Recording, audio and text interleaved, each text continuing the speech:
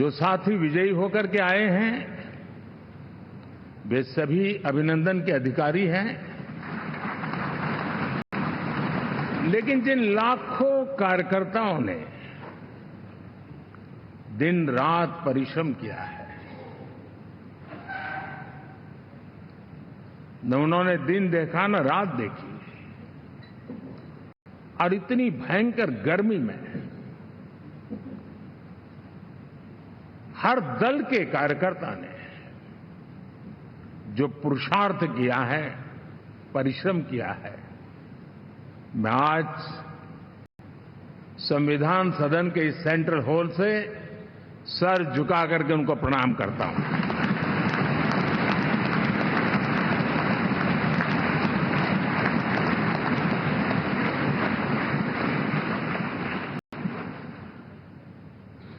साथियों, मेरा बहुत सौभाग्य है कि एनडीए के नेता के रूप में आप सब साथियों ने सर्वसम्मति से चुन करके मुझे एक नया दायित्व दिया है, और इसके लिए मैं आपका बहुत बहुत आभारी हूं।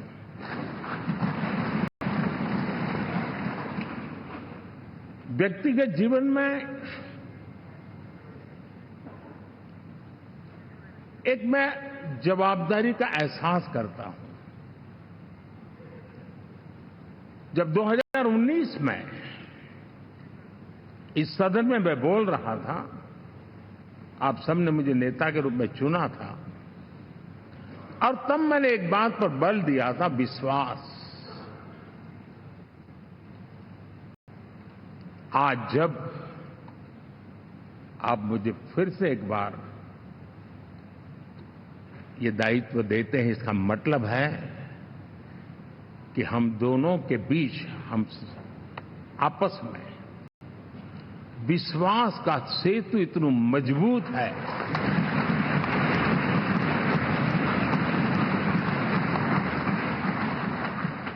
ये अटूट रिश्ता विश्वास की मजबूत धरातल पर है, और ये सबसे बड़ी पूंजी होता है। और इसलिए ये पल मेरे लिए भावुक करने वाले भी हैं, और आप सबके प्रति जितना धन्यवाद करूं उतना कम है।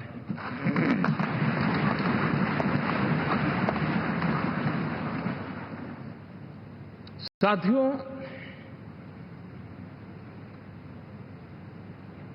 बहुत कम लोग इन बातों की चर्चा करते हैं, शायद उनको सूट नहीं करता होगा, लेकिन हिंदुस्तान के इतने महान लोकतंत्र की ताकत देखिए कि एनडीए आज देश में 22 राज्यों में लोगों ने उनको सरकार बनाकर के सेवा करने का मौका दिया।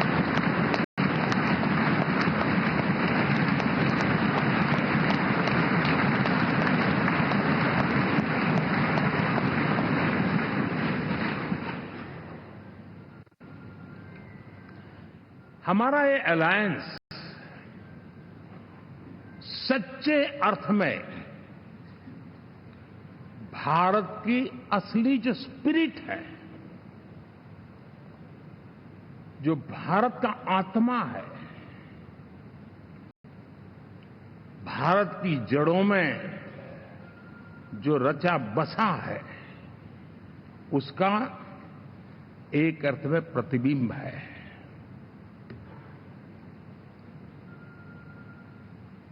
और मैं इसलिए कह रहा हूं कि थोड़ी नजर करें, हमारे देश में 10 ऐसे राज्य जहां हमारे आदिवासी बंधुओं की संख्या प्रभावी रूप से है, निर्णायक रूप से है, जहां इस आबादी आदिवासियों की ज्यादा है, ऐसे 10 राज्यों में से 7 राज्यों में एनडीए सेवा कर रहा है।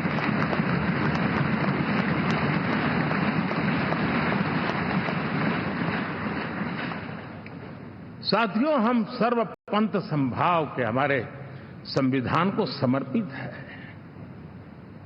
और देश में चाहे हमारा गोवा हो या हमारा नॉर्थ ईस्ट हो, जहां बहुत बड़ी मात्रा में हमारे ईसाई भाई बहन रहते हैं, आज हम उन राज्यों में भी एनडीए के रूप में सेवा का अवसर हमें मिला।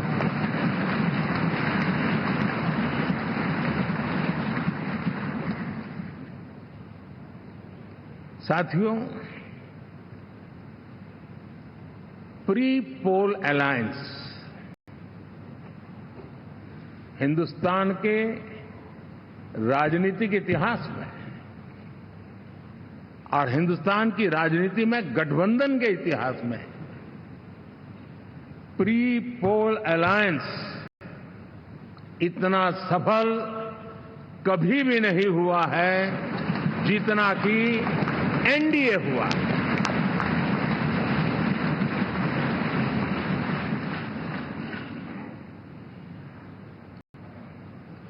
और ये गठबंधन का विजय, हमने बहुमत हासिल किया है और मैं कई बार कह चुका हूं, शब्द अलग होंगे लेकिन मेरे भाव उसमें एक सातत्य है। सरकार चलाने के लिए बहुमत आवश्यक है, लोकतंत्र का वही एक सिद्धांत है, लेकिन देश चलाने के लिए सर्वमत बहुत जरूरी होता है।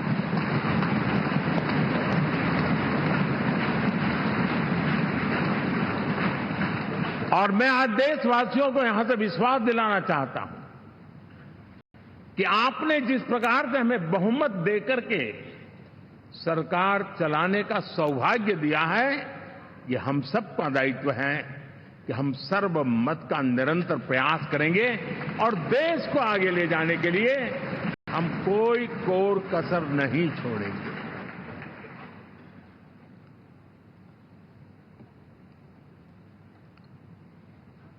साथियों, एनडीए को करीब करीब 3 दशक हो चुके हैं। यानी आजादी के 75 साल में 3 दशक एनडीए, ये सामान्य घटना नहीं है जी। विविधता से भरे हुए अपनी लोकतांत्रिक और सामाजिक रचना के बीच में ये 3 दशक की यात्रा एक बहुत बड़ी मजबूती का संदेश देती है। और मैं आज बड़े गर्व के साथ कहता हूं कि किसी एक समय वो था कि संगठन के कार्यकर्ता के रूप में इस अलायंस का हिस्सा था, व्यवस्थाओं से जुड़ा रहता था और आज सदन में बैठ करके आपके साथ काम करते करते मेरा भी नाता इससे 30 साल का रहा है। और मैं कह सकता हूं, हकीकतों के तथ्यों के आधार पर कह सकता हूं, ये सबसे सफल अलायंस है।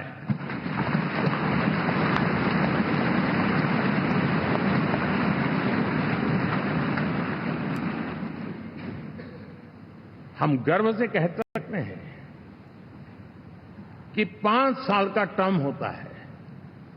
इस अलायंस ने 30 साल में से 5-5 साल के 3 टर्म सफलतापूर्वक पार किए हैं और अलायंस 4थे टर्म में एंटर कर रहा है।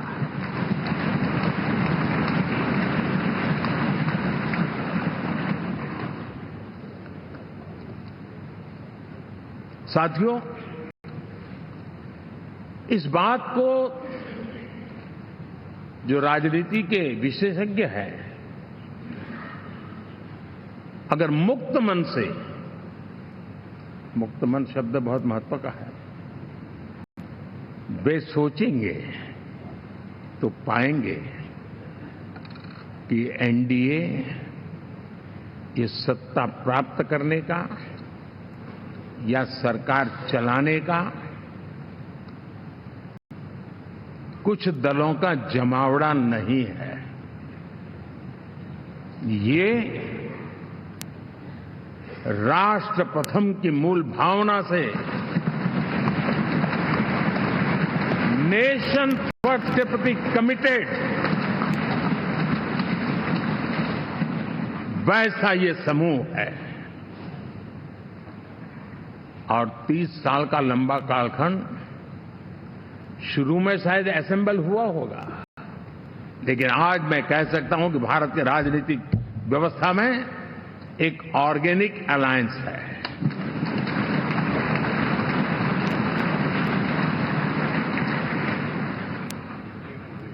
और ये मूल्य श्रद्धेय अटल बिहारी वाजपेयी, श्री प्रकाश सिंह जी बादल, श्री बाला साहब ठाकरे, श्री जॉर्ज फर्नांडिस, श्री शरद यादव, अनगिनत नाम मैं कह सकता हूं। इन लोगों ने जिस बीज को बोया था वो आज भारत की जनता ने विश्वास का सिंचन कर करके उस बीज को वटवृक्ष बना दिया है।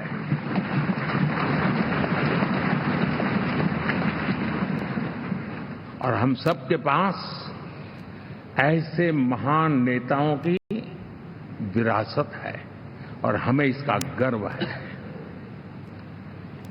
बीते 10 वर्षों में हमने एनडीए की उसी विरासत, उसी मूल्यों को लेकर के निरंतर आगे बढ़ने का और देश को आगे बढ़ाने का प्रयास किया। जब मन से राजनीति के विश्लेषक अगर विश्लेषण करेंगे तो देखेंगे कि एनडीए का जो लोग दिखते हैं ना, उसमें एक कॉमन चीज नजर आती है और वो है गुड गवर्नेंस। इन सब ने अपने अपने समय में, अपने अपने कार्यकाल में जब जब जहां सेवा करने का मौका मिला है,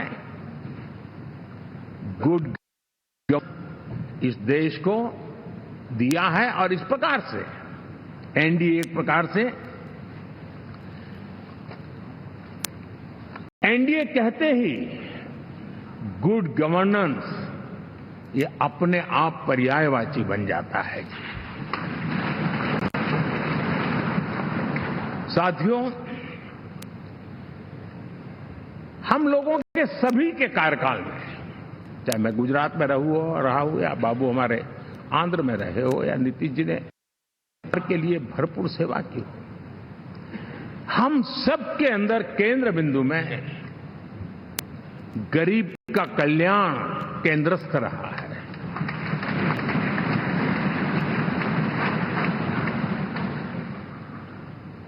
और देश ने एनडीए के गरीब कल्याण के, गुड गवर्नेंस के 10 साल को देखा है। इतना नहीं, मैं कह सकता हूं देश ने इसे जिया है।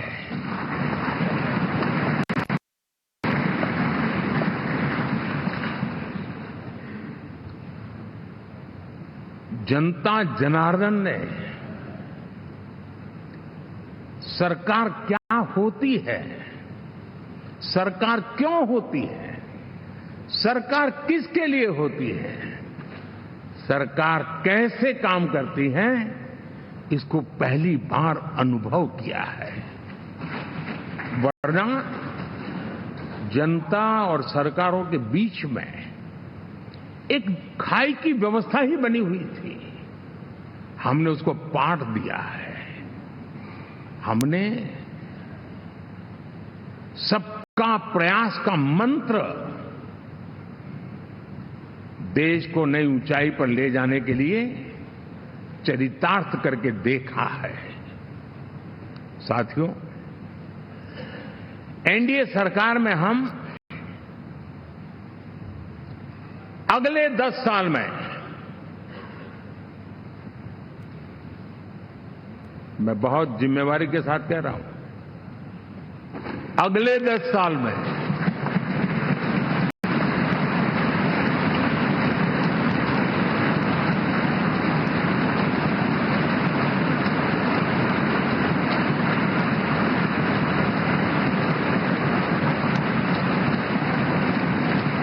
गुड गवर्नेंस,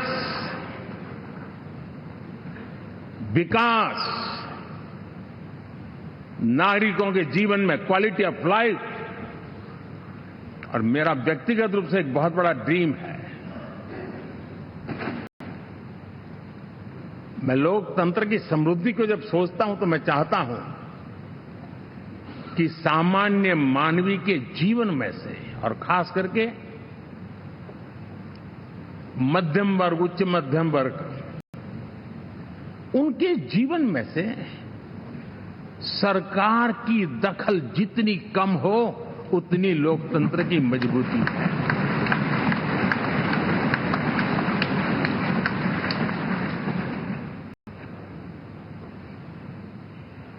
और आज के टेक्नोलॉजी के युग में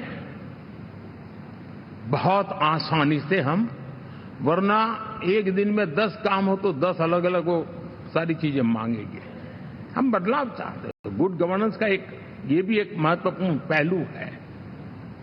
लेकिन हम विकास का नया अध्याय लिखेंगे, गुड गवर्नेंस का नया अध्याय लिखेंगे, जनता जनार्दन की भागीदारी का नया अध्याय लिखेंगे, और सब मिलकर के विकसित भारत के सपने को साकार करके रहेंगे।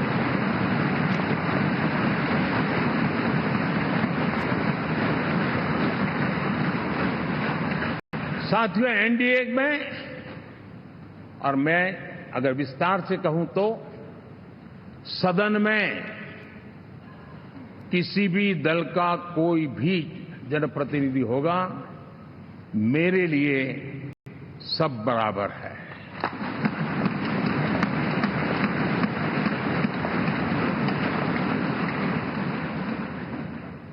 जब मैं सबका प्रयास की बात करता हूं तो मैं सदन में भी, चाहे वो लोकसभा हो या राज्यसभा हो, हमारे लिए सब बराबर है।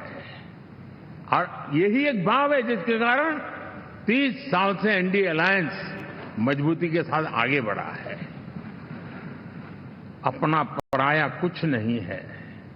सबको गले लगाने में हमें कभी कोई कमी नहीं रखी है। उसी का परिणाम है कि जनता का विश्वास भी जीत पाते हैं। साथियों, हमने 2024 में जिस टीम भावना से काम किया है और ग्रासरूट लेवल पे किया है, सिर्फ फोटो ऑप करना, नेता मिलकर के हाथ हिलाएं और फिर तुम्हारे रास्ते में मेरे रास्ते, ऐसा नहीं। ग्रासरूट लेवल तक सबने मिल करके ये जो काम किया है, और उसी ने हमें ऑर्गेनिक अलायंस का सामर्थ्य दिया है।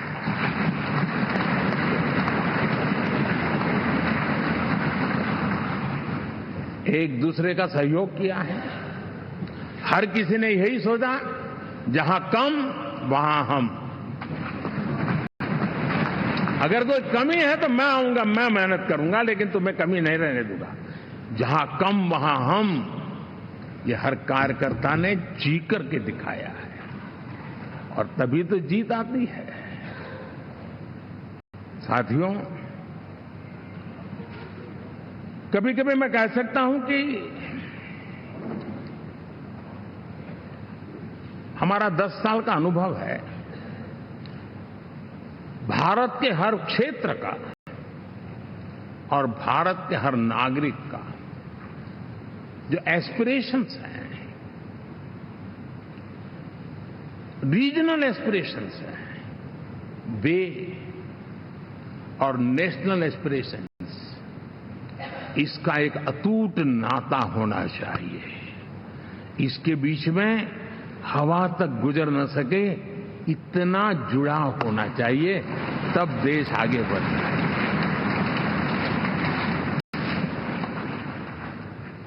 साथियों,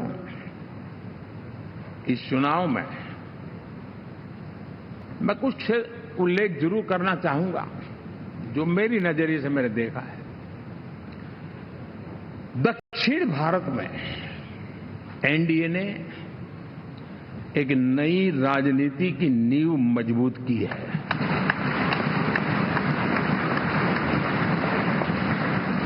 अब देखिए, कर्नाटक एंड तेलंगाना, अभी तो इनकी सरकारें बनी थी, लेकिन पल भर में ही लोगों का विश्वास टूट गया, भ्रम से लोग बाहर आ गए और एनडीए को गले लगा दिया। कर्नाटक और तेलंगाना में दोनों जगह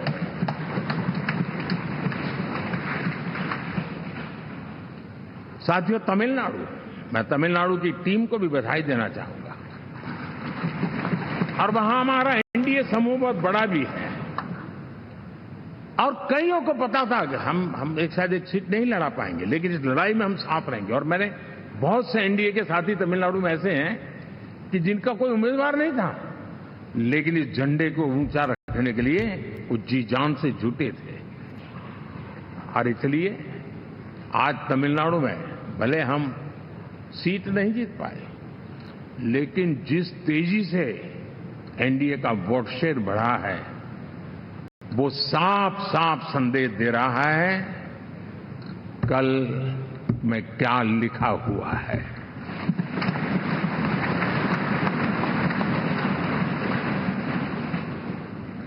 साथियों, पुडुचेरी हो, केरला हमारे सैकड़ों कार्यकर्ताओं के बलिदान हुए हैं। यूडीएफ हो या एलडीएफ हो, शायद हिंदुस्तान के राजनीतिक जीवन में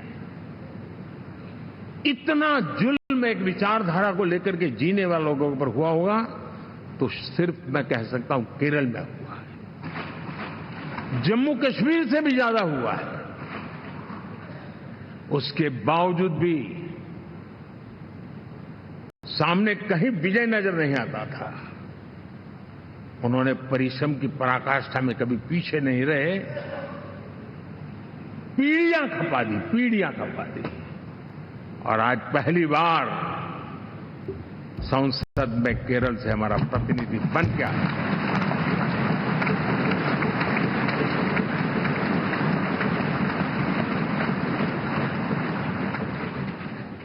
साथियों, अरुणाचल में हमने लगातार हमारी सरकार बनती रही है और भारी समर्थन से बनती है। सिक्किम में भी हमारे एनडीए की सरकार करीब क्लीन स्वीप के साथ, अरुणाचल क्लीन स्वीप। आंध्र, मैं अबू बाबू को पूछ रहा था, बोले हिस्टोरिकली ये सबसे हाईएस्ट विक्ट्री है।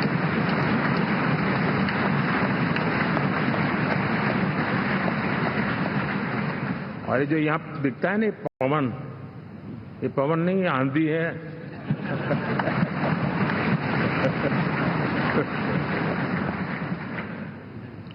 आंध्र ने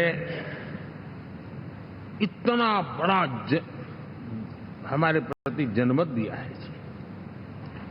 हिंदुस्तान के लिए एक सामान्य मानवीय की विकास की जो जिजीविषा है, उसका प्रतिबिंब है। और महाप्रभु जगन्नाथ,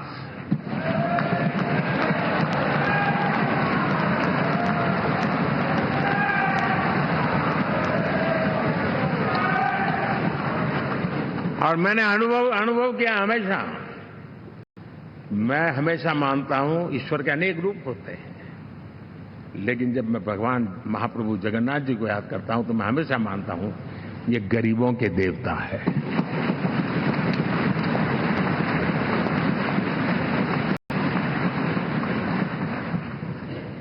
और वहां जो क्रांति रूप परिणाम आया है, मैं इसे एक रिवॉल्यूशन देख रहा हूं। और मैं इसके साथ कह सकता हूं कि विकसित भारत का हमारा जो सपना है, आने वाले 25 वर्ष, पहले मैंने 10 साल कहा था, यहां मैं 25 साल कह रहा हूं, आने वाले 25 साल महाप्रभु जगन्नाथ जी की कृपा से उड़ीसा देश की विकास यात्रा के ग्रोथ इंजन पैकी एक होगा।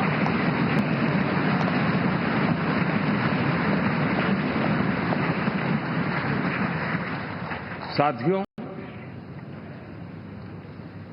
हम लोग जब 4 जून के नतीजे चल रहे थे, मैं तो अपने काम में कुछ व्यस्त था, बाद में फोन आना शुरू हो गए,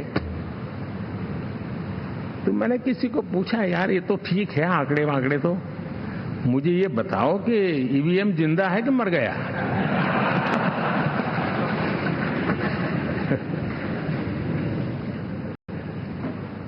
क्योंकि ये लोग तय करके बैठे थे कि भारत के लोकतंत्र और लोकतंत्र की प्रक्रिया के प्रति विश्वास ही लोगों का उठ जाए, और लगातार ईवीएम को गाली देना।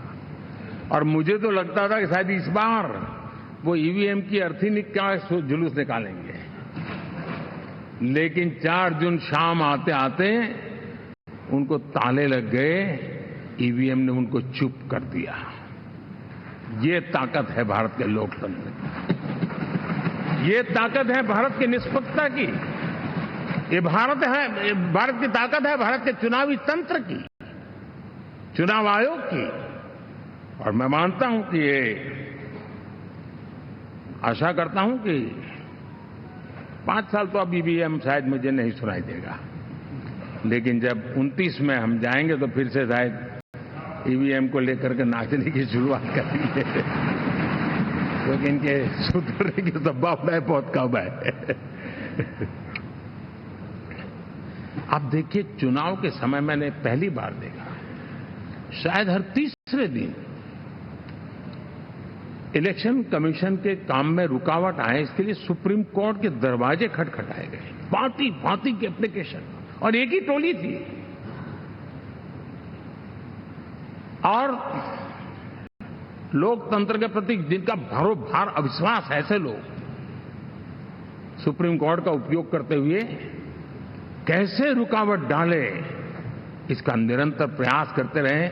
और चुनाव आयोग की ताकत का एक बड़ा हिस्सा अदालतों में, इस पीक अवर्स में, चुनाव के पीक अवर्स में, यानी कितनी निराशा लेकर के ये लोग मैदान में आए थे कि उन्होंने पूरा हमला उसी इंस्टीट्यूट पे लगा दो, ताकि चुनाव के कोई भी परिणाम आए, हम दुनिया के सामने भारत को भी बदनाम कर लें। ये षड्यंत्र का हिस्सा था दोस्तों, और कभी भी देश उनको माफ नहीं करेगा। साथियों, इंडी गठबंधन वाले जब ये ईवीएम का विरोध करते हैं, तो मैं सिर्फ एक चुनाव के रूप में नहीं देख रहा। मैं मानता हूं ये लोग मन से पिछली शताब्दी के सोच वाले लोग हैं। वे टेक्नोलॉजी को हम महत्व न समझते हैं, न टेक्नोलॉजी स्वीकार करने को तैयार है। और ये सिर्फ ईवीएम में दिखाई दिया, ऐसा नहीं, यूपीआई में दिखाया। जब हमने कहा कि हिंदुस्तान के लोग डिजिटल ट्रांजैक्शन करेंगे, फिनटेक की दुनिया में आज हिंदुस्तान का नाम हो गया, मानने को तैयार नहीं।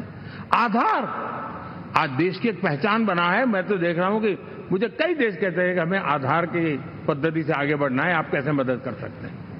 उस आधार को रोकने के लिए सुप्रीम कोर्ट में बार बार जाकर के परेशानियां पैदा की। यानी मूलतः ये प्रगति के विरोधी, आधुनिकता के विरोधी, टेक्नोलॉजी के विरोधी इंडी अलायंस हमने देखा है। साथियों, इस देश के लिए ये भी चिंता का विषय है कि विश्व में भारत के लोकतंत्र की ताकत को कम आंकने का प्रयास, और कितना एक्सट्रीम है। मैं दुनिया में ढोल पीट रहा हूं कि हम मदर ऑफ डेमोक्रेसी है, और ये दुनिया में जाकर के बता रहे नहीं नहीं हमारे देश में तो डेमोक्रेसी ऐसा कुछ नहीं कि वो मोदी बैठ गया है, वो एक चाय बेचने वाला यहां पहुंच कैसे गया, कुछ तो गड़बड़ की होगी। ये जो इनकी मनस्थिति है जी, भारत के नागरिकों को चुनाव प्रक्रिया के प्रति अविश्वास पैदा करने का जो उनका षड्यंत्र है, मैं मानता हूं कि अब दुनिया भी भारत के लोकतंत्र की विविधता, विशालता, व्यापकता, गहनता, इन सबको भी जानने समझने के लिए आकर्षित होगी। ऐसे इस चुनाव के नतीजे में देख रहा हूं। साथियों, जब 1 तारीख को मतदान पूरा हुआ और 4 तारीख को काउंटिंग, इस बीच की चीजों को आप देखिए। योजनाबद्ध तरीके से देश को हिंसा की आग में झोंकने का बयान दिए जाते थे। यहां इकट्ठे होना, यहां पहुंचना, यहां करना। कुछ लोग इस चीज को गंभीर नहीं लेते हैं, लेकिन ये बहुत गंभीर है। आप भारत के लोकतंत्र को, पहले उसकी व्यवस्था को अनादर करते हो, अब परिणाम आने से पहले एक ऐसा माहौल बना दो कि बस आग लगा देंगे। हर प्रकार से उन शब्दों का अर्थ यही निकलता है कि उन्होंने देश को उस दिशा में ले जाने का प्रयास किया था। लगातार देश को गुमराह करने का प्रयास किया गया, देश के लोगों को बांटने का प्रयास किया। अरे चुनाव एक ऐसा लोकोत्सव होता है कि ज्यादा से ज्यादा लोगों को हम जोड़े, तोड़ने के लिए नहीं होता है। लेकिन हर प्रकार से कोशिश यही की गई है। साथियों, मैं मानता हूं कि 2024 के लोकसभा के चुनाव के जो नतीजे हैं, हर पैरामीटर से देखेंगे, दुनिया ये मानती है और मानेगी कि ये एनडीए का महाविजय है।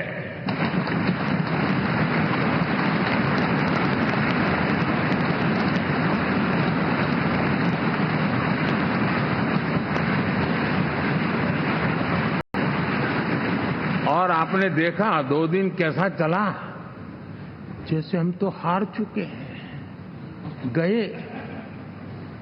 सब चारों तरफ यही दिखता था,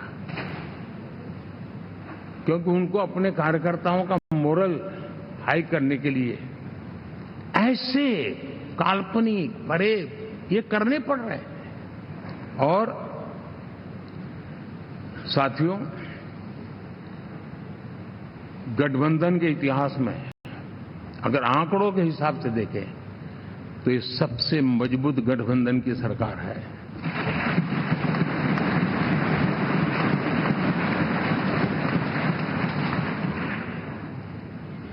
लेकिन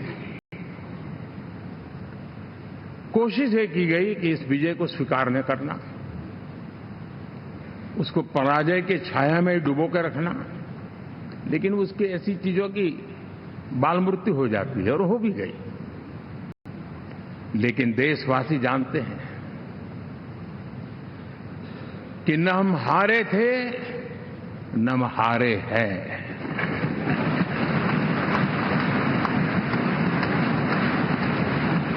लेकिन 4 तारीख के बाद हमारा जो व्यवहार रहा है,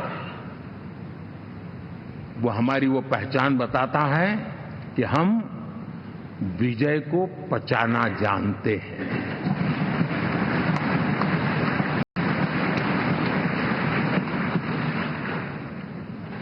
हमारे संस्कार ऐसे हैं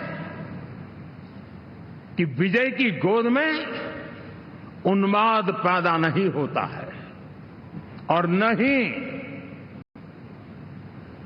पराजित लोगों के प्रति उपहास करने के हमारे संस्कार हैं।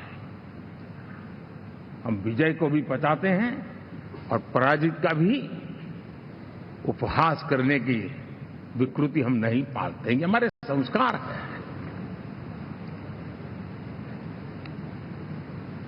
अब किसी भी बालक को पूछो कि भाई लोकसभा के चुनाव के पहले सरकार किसकी थी, तो कहेगा एनडीए। 24 के नतीजों के बाद सरकार किसकी बनी? एनडीए। फिर हारे कहां से भाई? पहले भी एनडीए थी, आज भी एनडीए और कल भी एनडीए है।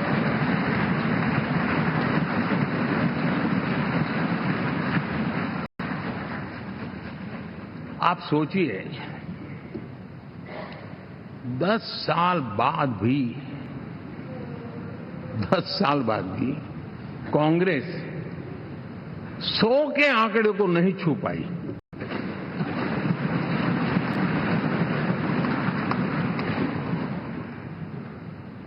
और अगर मैं 14, 19 और 24 तीन चुनावों को जोड़ करके कहूं, कांग्रेस के 3 चुनाव जोड़ूं, तो इन 3 चुनावों में जितनी सीटें मिली है उससे ज्यादा हमें इस चुनाव में मिली है।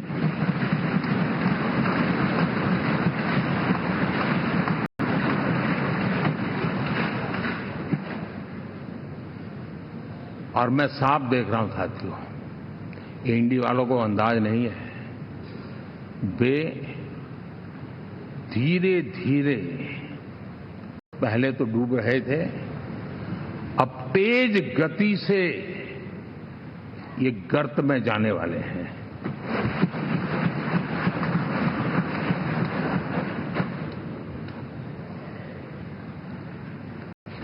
साथियों, इंडिया अलायंस वाले देश के सामान्य नागरिकों की जो समझ है, आज भी वो उसके सामर्थ्य को समझ नहीं पाए हैं या समझना चाहते नहीं हैं। भारत के सामान्य व्यक्ति की भी एक समझ है, और जो जमीन से जुड़ा रहता है ना, वो समझ को छूता है, समझता है, पहचानता है। वो वहां नहीं है। साथियों, इन लोगों का जो व्यवहार रहा है 4 तारीख के बाद, मैं आशा करता था कि वे लोकतंत्र का सम्मान करेंगे, लेकिन उनके व्यवहार से लगता है कि शायद उनमें ये संस्कार आए, इसके लिए हमें और इंतजार करना पड़ेगा। और तो मैं ज्यादा कुछ कह नहीं सकता। और ये वो लोग हैं जो खुद की पार्टी के पीएम का अपमान करते हैं, उसके निर्णयों को फाड़ देते थे। खुद की पार्टी को विदेशी मेहमान आ जाए तो उसके लिए चेयर नहीं होती थी। ये सारे दृश्य आपने देखे हैं। ठीक है। और मैं समझता हूं कि इन सारी स्थितियों में से हम लोकतंत्र की मजबूती और जनता जनार्दन के प्रति आस्था, इसको हम, साथियों, लोकतंत्र हमें सबका सम्मान करना सिखाती है। विपक्ष में भी जो सांसद जीत करके आए हैं, मैं उनको भी बधाई देता हूं।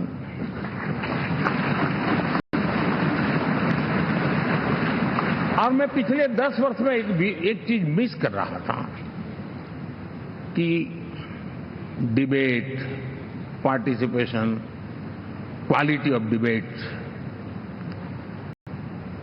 मैं मिस कर रहा हूं। लेकिन मैं आशा करता हूं कि अब इस नया जो सदन बना है, वो कमी मुझे खलेगी नहीं। शायद हमारे साथी भी राष्ट्रहित की नीयत के साथ सदन में आएंगे, और भले वो विपक्ष में बैठे होंगे, लेकिन राष्ट्र के विपक्ष में नहीं है, हमारे विपक्ष में है। राष्ट्र में तो हम सब एक ही दिशा में हैं।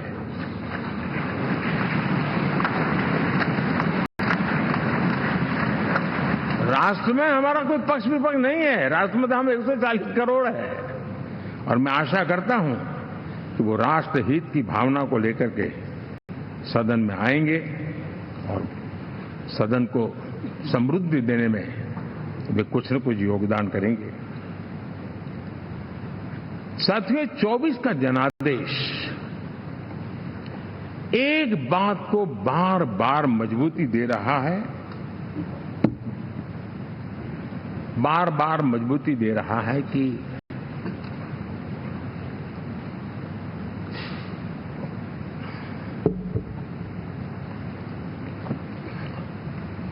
देश को आज के वातावरण में सिर्फ और सिर्फ एनडीए पर ही भरोसा है।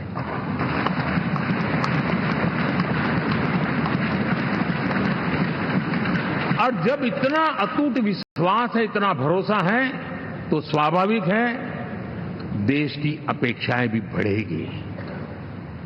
और मैं इसे अच्छा मानता हूं और हम सबका कर्तव्य भी मानता हूं।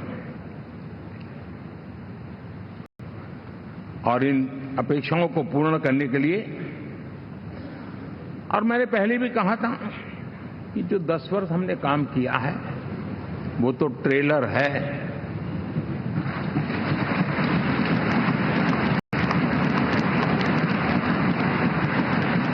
और वो मेरा चुनावी वाक्य नहीं था, ये मेरा कमिटमेंट है। हमें और तेजी से, और विस्तार से, और तेज गति से देश की आकांक्षाओं को पूर्ण करने में रत्ती भर भी विलंब नहीं करना है।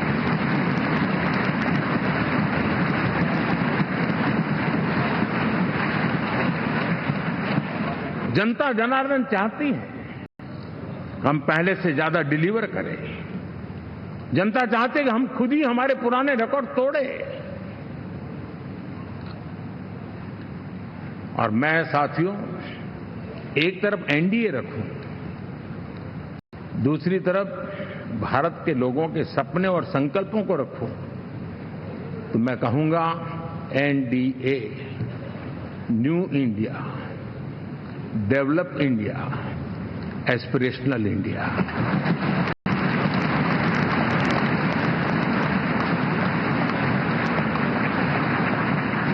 और इसी सपने और संकल्पों को पूरा करना, ये हम सबका संकल्प भी है, कमिटमेंट भी है, और हमारे पास रोड मैप भी है।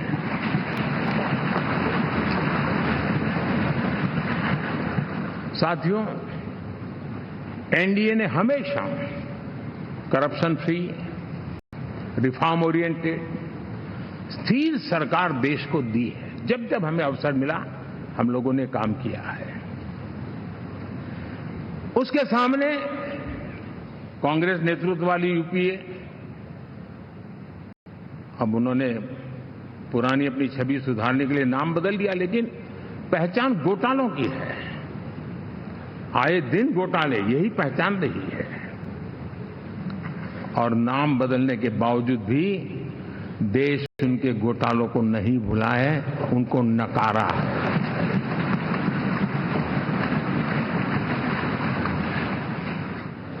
और मैं कह सकता हूं साथियों, इंडी अलायंस वालों ने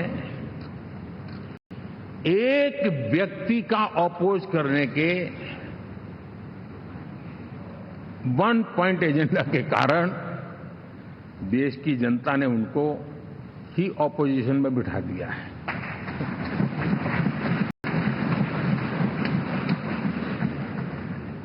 एनडीए विकसित भारत इस संकल्प को लेकर के चुनाव में गया था।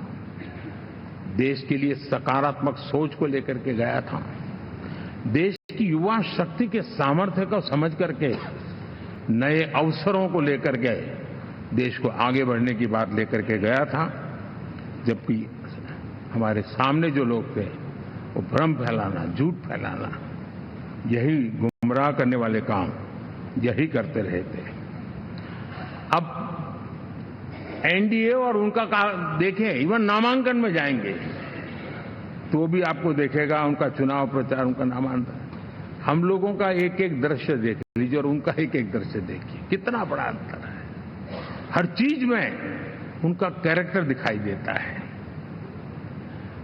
और क्या रहा, फोटो ऑप के लिए तो उन्होंने अलायंस घोषित कर दिया, लेकिन कितने ही राज्यों में वो आपस में लड़ते रहे हैं, चुनावी जंग में एक दूसरे की पीठ में छुरा भोंकते रहे हैं। कभी उन्होंने कहा कि ये तो हमारा वैचारिक अलायंस है, वो विचार लेवल पर ठीक है, बाकी नीचे तो हमारा अपना हम तैयार करेंगे। और अब फिर उन्होंने कहा कि भाई हम तो सीट के आधार पर अलायंस करेंगे, टोटल न भी करें, ये भी खेल खेला। और अभी अभी तो चुनाव पुरावा शुरू कर दिया कि ये तो हमारा अलायंस लोकसभा के चुनाव के लिए ही था, बाद में नहीं है, ये भी शुरू कर दिया। यानी मैंने बहुत पहले कहा था कि आप देख लेना 4 जून के बाद बिखराव शुरू हो जाएगा, और वो शुरू हो चुका है। इसका मतलब ये हुआ कि वो सिर्फ और सिर्फ सत्ता सुख के लिए एक दूसरे का साथ देने की कोशिश करते थे, लेकिन उनमें उनका अगर स्वार्थ निश्चित होता तो साथ देना, वरना नहीं देना, ये कैरेक्टर था। साथियों, ये लोग कितने ही बड़े झूठे बोलते रहे हैं, और आप देखिए चुनाव के समय उन्होंने देश के सामान्य नागरिक को गुमराह करने के लिए जो पर्चियां बांटी कि ये देंगे और वो देंगे और टिकना देंगे, फलाना देंगे। 2 दिन से मैं देख रहा हूं कि कांग्रेस के दफ्तरों पर लोग कतार लगा के खड़े हैं कि ये पर्ची है, 1 लाख रुपया कहां है, लाओ भाई, मांग रहे हैं लोग। यानी आपने जनता जनार्दन की आंखों में कैसा उनको भ्रमित किया, कैसी आंख में धूल झोंक दी कि वो बेचारा सामान्य नागरिक मान के चलता था, हाँ भाई 4 जून के बाद रुपया मिल जाएगा, इसलिए वो जाके खड़ा रह गया। और अब उसको धक्का मारा जा रहा है, डंडे मारे जा रहे हैं, वहां से निकाला जा रहा है। अब इस प्रकार का चुनाव ये अपने आप में देश के गरीबों का अपमान है, हमारे देश के सामान्य नागरिकों का अपमान है। और कभी भी देश ऐसी हरकतों को न भूलता है, न ही कभी माफ किए बिना माफ कभी करता है।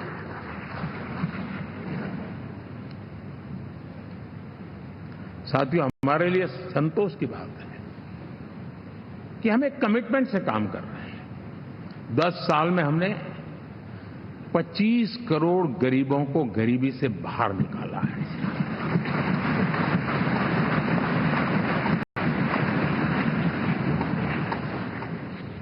गरीब कल्याण का एक सुरक्षित मजबूत कवच दिया है हमने उसको, और उसके अंदर भी एक नए एस्पिरेशंस पैदा हुए हैं कि हां, अब मुझे गरीब नहीं रहना है, और उसके लिए मुझसे जो हो सके मैं हर अवसर का फायदा उठाऊंगा। 3 करोड़ गरीबों को घर, ये ऐसे कहने का आंकड़ा नहीं है जी, कितनी मेहनत पड़ती है मुझे मालूम है, लेकिन हम सफलतापूर्वक इसको कर पाए हैं। 4 करोड़ लोगों को दे चुके हैं, 3 करोड़ का हम संकल्प लेकर के आज से आगे बढ़ेंगे। यानी ये भी हिम्मत है कि 4 करोड़ देने के बाद जिन परिवारों का विस्तार हुआ है, जरूरत पड़ी है, और राज्यों की भी उसमें इच्छा है, 3 करोड़ नए घर बनाने का संकल्प।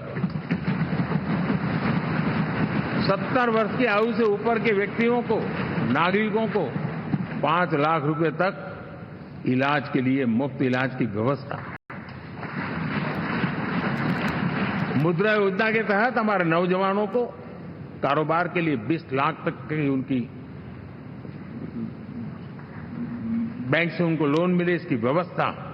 ये मैं समझता हूं कि वायदा हमारे तीसरे कार्यकाल की गारंटियां, सब मैं अभी बताता नहीं हूं, लेकिन इन गारंटियों के प्रति हम कमिटेड हैं, और उसे पूर्ण करने के लिए हम कोई कमी नहीं रखेंगे।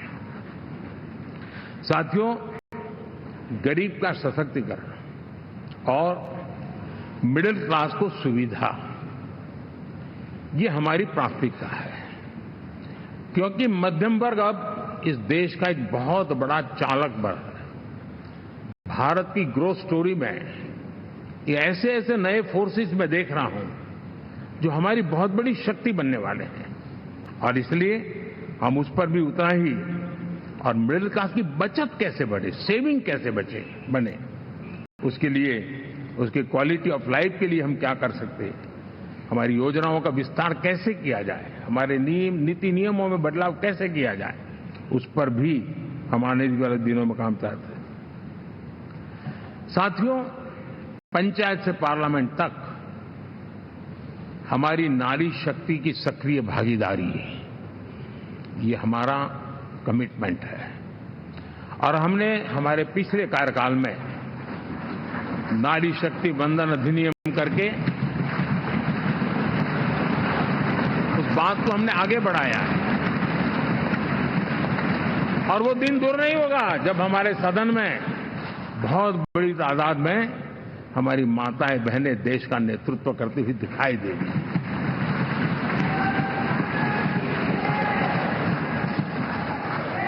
इस पूरे चुनाव में हम सबसे ज्यादा महिला उम्मीदवारों को टिकट देने वाली पार्टी रहे हैं। ये हमारा कमिटमेंट है।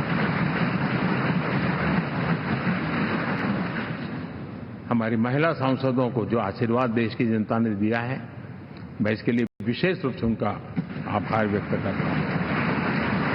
और साथियों, आपने देखा होगा G20 समिट में दुनिया के सामने एक विषय लेकर के हम बड़े आग्रह से गए हैं, और वो है empowerment of women, development of women. इन सारी बातों को तो हम परिचित हैं। हमने एक नया शिफ्ट किया है और हम G20 समिट से भी इसको आगे बढ़ा रहे हैं, विमेन लेड डेवलपमेंट।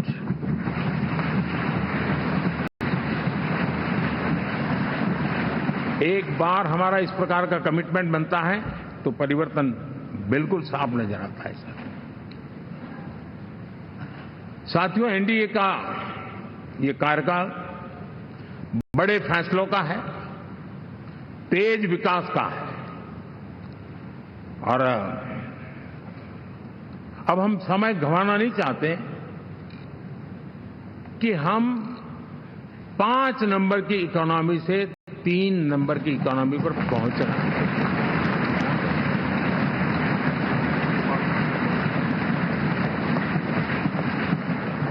और ये खाली 5 और 3 का आंकड़ा नहीं है। उसके कारण जो अर्थव्यवस्था का कद बन जाता है, वो सामान्य मानवीय की आशा आकांक्षाओं को पूरी करने के लिए सरलता बढ़ जाती है। देश के लिए जो जरूरतें हैं वो आराम से पूरी करने का सामर्थ्य बन जाता है। और इसलिए हम उस दिशा में बड़ी कोशिश करके आगे बढ़ना चाहते हैं। राज्यों का सहयोग भी उसमें उतना ही महत्वपूर्ण है। और भारत के संविधान ने हमें जिस प्रकार का दिशा निर्देश किया है कोऑपरेटिव फेडरलिज्म का, लेकिन मैंने उसमें आग्रह रखा है कॉम्पिटिटिव कोऑपरेटिव फेडरलिज्म। हमारे राज्यों के बीच में भी तंदुरुस्त स्पर्धा हो, राज्य और केंद्र के बीच में भी तंदुरुस्त स्पर्धा हो, हम अच्छा करने की स्पर्धा करें। और उस दिशा में हम आगे बढ़ना चाहते हैं। और हमने देखा है कि जब मैं कॉम्पिटिटिव कोऑपरेटिव फेडरलिज्म की बात करता हूं, आपने देखा G20 समिट हम एक जगह पे कर सकते थे, हम भी मालाएं पहन करके फोटो निकलवा सकते थे, लेकिन हिंदुस्तान के अनेक शहरों में 200 से ज्यादा मीटिंगें हुई और दुनिया भर के नीति निर्धारक जो कहे G20 देशों के और बाकी भी 5-7 देशों के, वो हिंदुस्तान के कोने कोने में गए। उनके देशों में जाकर के भारत की विविधता, भारत की विशालता, इसकी चर्चा कर रहे हैं। उनके लिए आश्चर्य है। हमने तो दिल्ली आकर के वापिस जाते थे, पता ही नहीं था कि देश इतना बड़ा है। तो ये अपनी एक ताकत का परिचय हुआ है। हमने कोविड में देखा, राज्यों के साथ कोऑपरेशन के साथ हमने जिस प्रकार से लड़ाई लड़ी और एक सूत्र में रह करके लड़ाई, दल किसी का भी हो सरकार में, लेकिन हमने इस काम को किया क्योंकि हमारा कोऑपरेटिव फेडरलिज्म के प्रति कमिटमेंट है। एस्पिरेशनल डिस्ट्रिक्ट एक ऐसा मॉडल है गवर्नेंस का जिसमें राज्य भी उतना ही सक्रियता से हमारे साथ जुड़े हुए हैं। और दुनिया के लिए जो डेवलपिंग कंट्रीज हैं, उनके लिए गवर्नेंस का एक ऐसा मॉडल प्रस्तुत हो रहा है जिसका अब तो केस स्टडी के रूप में दुनिया के अनेक यूनिवर्सिटी केस स्टडी करना शुरू की है। हमें गति शक्ति यानी इस प्रकार के प्लेटफॉर्म पर जो काम किया है, जो काम 6-6, 8-8 महीने तक नहीं होता था, वो आज 15-20 दिन में कर सकते हैं। सर, टेक्नोलॉजी का उपयोग करके हम काम कर रहे हैं। और ये जब होता है तो उसका मूल फायदा देश के नौजवानों के लिए रोजगार के अति अवसर बन जाते हैं। उनके लिए जीवन में सिलेक्शन के लिए बहुत बड़ा दायरा बढ़ जाता है।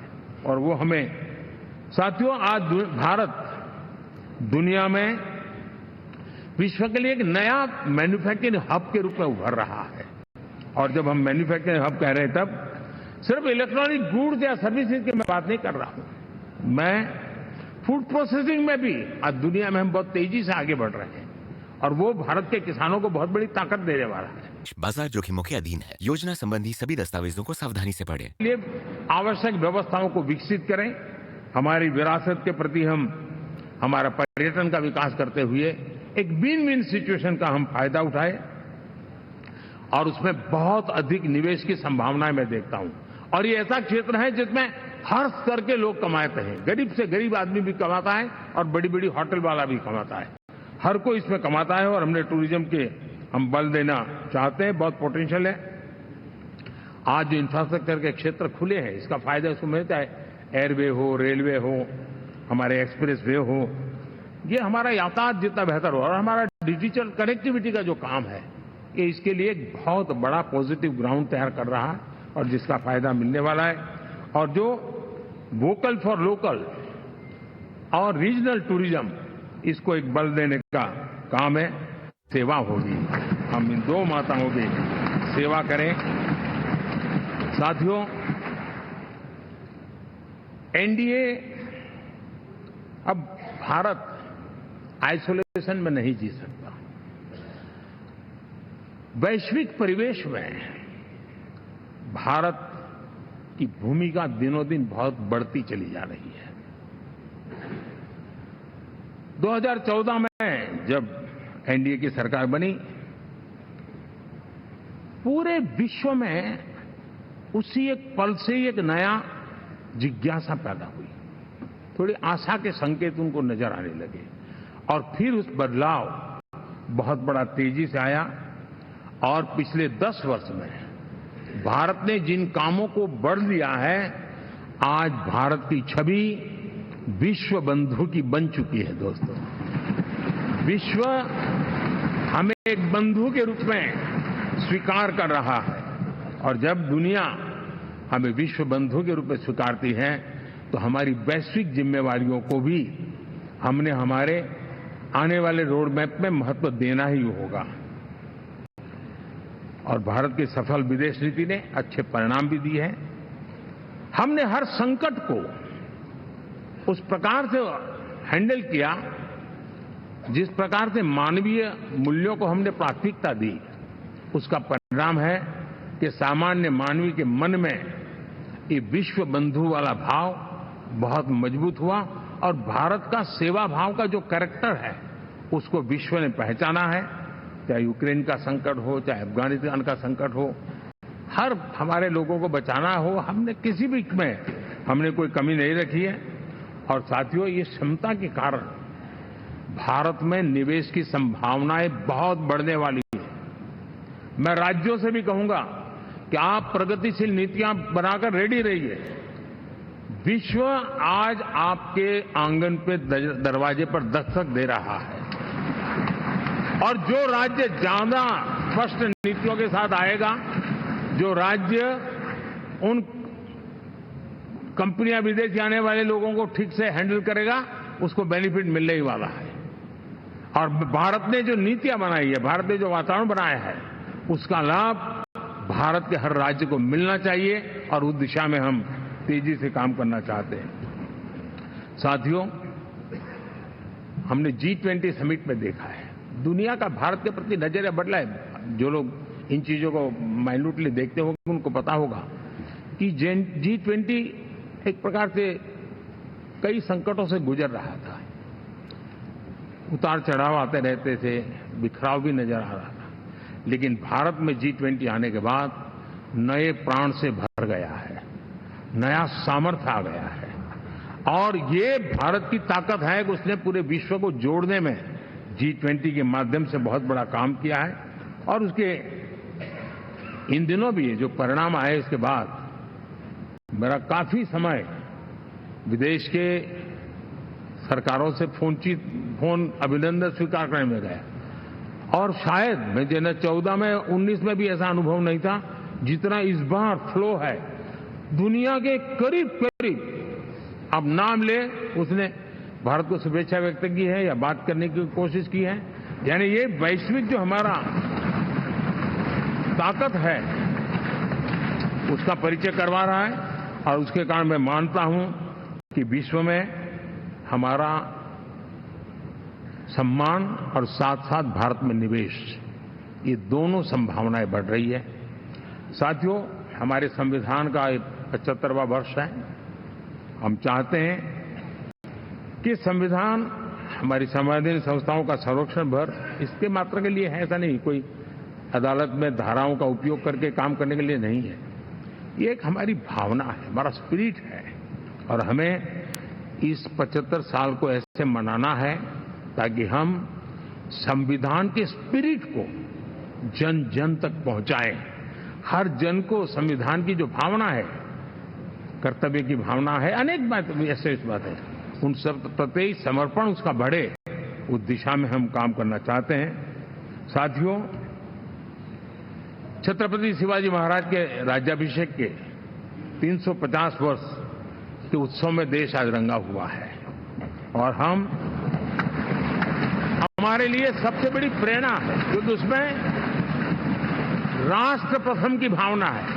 छत्रपति शिवाजी महाराज को याद करते ही राष्ट्र प्रथम की भावना हमें मजबूती देती है, और इसलिए हम देश में इसी एजेंडा को आगे रखते हुए, और जब इसी समय 350 साल का पर्व आया है, तो हमें अपनी पॉलिसी और परफॉर्मेंस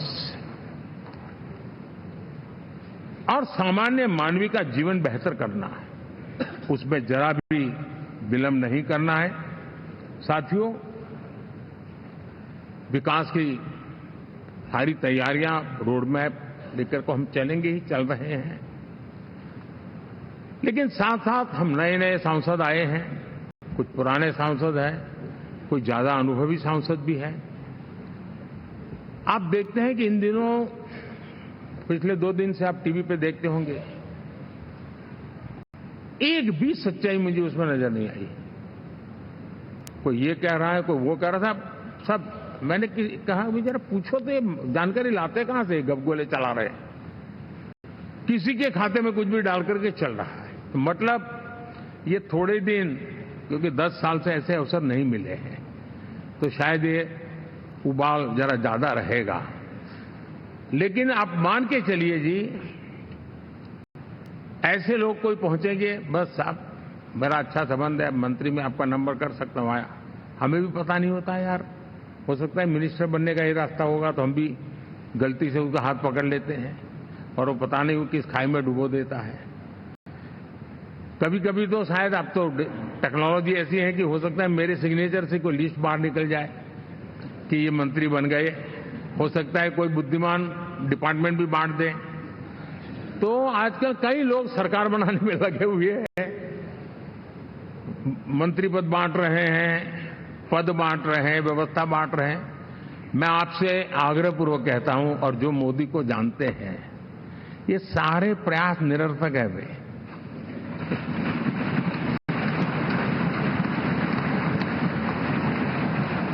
आप भी किसी का फोन आ जाए तो 10 बार वेरीफाई कीजिए कि जिसने फोन किया है वो सचमुच में अथॉरिटी है। अदरवाइज कोई भी कहे भाई आपका नाम हो गया है, सुबह परिवार को बुला लीजिए, शपथ समारोह में आना है, हो गया। तो ऐसी गपबाजी करने वाली एक बहुत बड़ी फौज रहती है। कुछ लोग आदतन करते रहते हैं, कुछ लोगों को मजाक आती है लेकर, और कुछ लोग बदइरादे से करते हैं। मेरा सभी सांसदों से आग्रह है कि हम इन सारे षड्यंत्रों का शिकार न बने। दूसरा, हमारे जो इंडिया अलायंस वालों ने इस चुनाव में फेक न्यूज में एक्सपर्टाइज कर लिया, डबल पीएचडी कर लिया उन्होंने, वो शायद इसका भरपूर उपयोग करेंगे। हम कृपा करके इन चीजों से दूर रहें, अफवाहों से दूर रहें। ये जो टीम बैठी है वो अनुभवी टीम है, मुझे भी सही सलाह देने वाली टीम है, और इसलिए टीम मिलकर के बहुत सही निर्णय करने वाली है। कृपा करके ब्रेकिंग न्यूज के आधार पर देश चलेगा नहीं, ये मान के चलिए।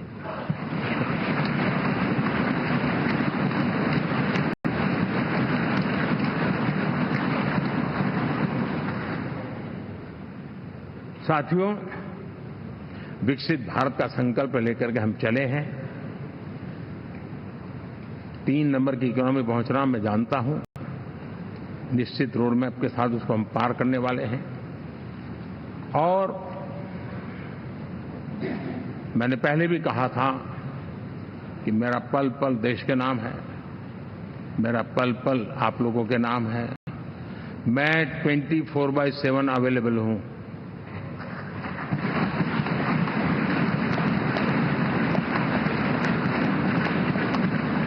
हमें मिलकर के देश को आगे बढ़ाना है। फिर से एक बार आप लोगों ने मुझ पर जो विश्वास जताया है, जो प्यार दिखाया है और जो समर्थन दिया है, वाकई मैं मानता हूं भारत के लोकतंत्र की एक बहुत बड़ी ताकत है।